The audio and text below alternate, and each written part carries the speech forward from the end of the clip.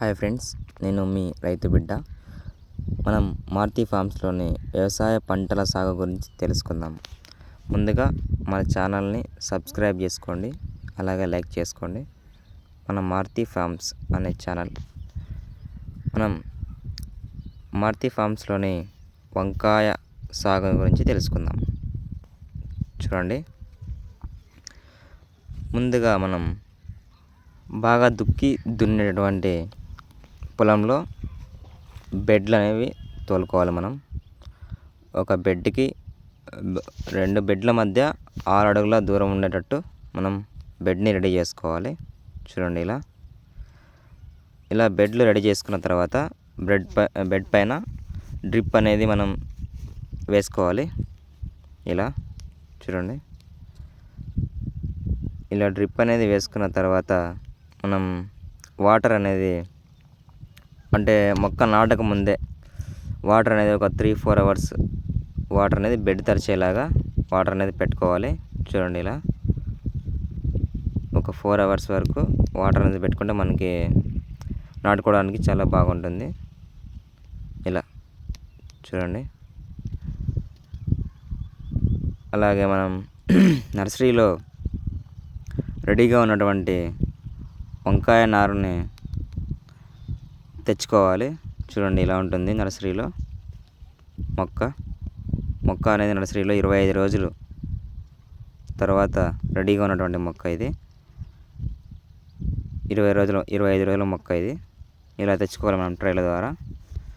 తర్వాత ఇలా ఈ పద్ధతిలో మనం మొక్క అనేది ఒక డ్రిప్కి ఒక మొక్క, అంటే ఒక మొక్కకి ఇంకొక మొక్కకి 1 అడుగు దూరం ఉండేలాగా నాటుకోవాలి. చూడండి, ఇలా వాటర్ ఎక్కడైతే మనకు వస్తుందో అక్కడ ఒక మొక్క నాటుకోవాలి. ఒక డ్రిప్పర్కి ఒక మొక్క. చూడండి, ఒక మొక్కకి ఇంకొక మొక్కకి 1 అడుగు దూరం ఉండేలా నాటుకోవాలి. చూడండి, ఇలా ఈ పద్ధతి ద్వారా మనం వంకాయ నారుని నాటుకోవాలి. చూడండి,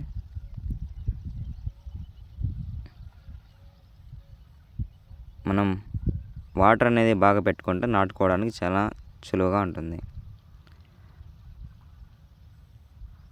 ఇలా చూడండి,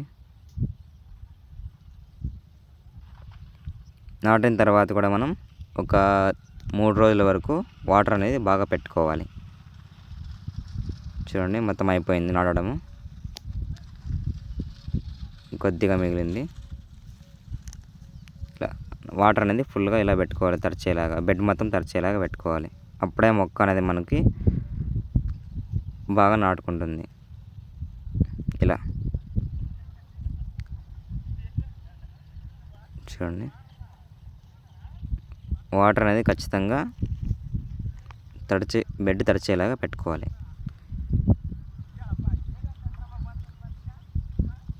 మొక్క నాటుకునే వరకు వాటర్ అనేది మనం ప్రతి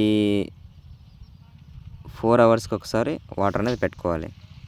ఎందుకంటే ఎండ ఎక్కువగా ఉంది కదా మనకి, మన సైడ్ మన అనంతపురం జిల్లా ఎండ అనేది ఎక్కువ ఉన్నాయి.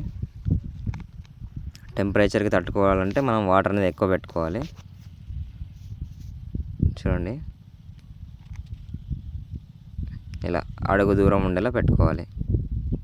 ఓకే ఫ్రెండ్స్, చూశారు కదా, ఇది మన వంకాయ సాగు గురించి ఈ వీడియో ద్వారా మీకు తెలియజేయడం అయింది. ఇలాగే ప్రతి ఒక్క వీడియో మీకు తెలియజేయడం జరుగుతుంది. అలాగే మన వీడియో నచ్చినట్లయితే లైక్ చేయండి, షేర్ చేయండి, సపోర్ట్ చేయండి ఫ్రెండ్స్. ఓకే.